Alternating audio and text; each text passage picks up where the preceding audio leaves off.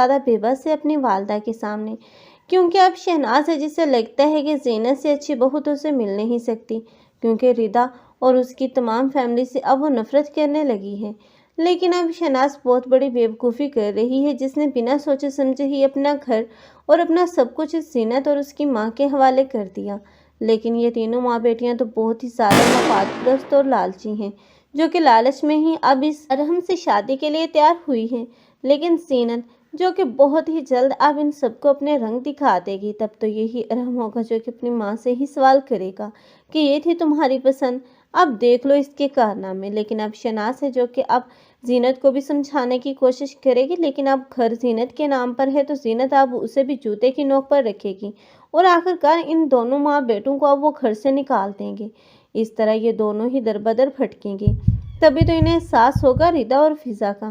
لیکن ارحم ہے جو کہ بہت جلد پھر سے اپنے پاؤں پر کھڑا ہو جائے گا، لیکن اب کی مرتبہ وہ اسی ردا کے انتظار ہی کرے گا۔ لیکن ردا اور فضا جن لوگوں کا مشکل میں ساتھ چھوڑا تھا، اب ان لوگوں کی پھپھو نے، وہ اب اتنی آسانی سے ان لوگوں کو معاف نہیں کرنے والی۔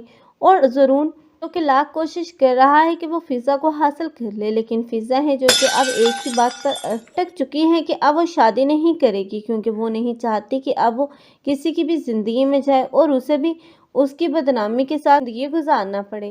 لیکن یہ سب کچھ جو کچھ بھی رانی نے کیا ہے، رانی کو اس کے کیے کی سزا ملے گی، کیونکہ اب فضا جتنی بھی اس نے اپنی زندگی میں مشکلات دیکھی ہیں وہ سب رانی کی وجہ سے تھی، کیونکہ رانی نہیں چاہتی تھی کہ فضا اور زرون ایک ہوں۔ لیکن رانی کی لاکھ کوششوں کے باوجود ان دونوں کی شادی ہوتی ہوئی دکھائی جائے گی، اور رانی ہی ہوگی جو کہ ثاقب کی لائف سے بھی نکالی جائے گی۔ ثاقب کو جب رانی کی اصلیت پتہ چلے گی تو ثاقب کبھی بھی اسے اپنی زندگی میں برداشت نہیں کرے گا، اسے اپنے گھر اور اپنی زندگی دونوں سے دھکے دے کر نکال دے گا۔ رانی کا انجام کون کون برا دیکھنا چاہتے ہیں، کمنٹ سیکشن میں اپنی قیمتی رائے کا اظہار لازمی کریں۔ مزید ایسے ریویوز کے لیے ہمارے چینل کو لازمی سبسکرائب کر لیں۔ اگر آپ لوگوں کو ہماری ویڈیو اچھی لگی ہو تو ویڈیو کو لائک کرنا مت بھولیے گا۔ اللہ حافظ۔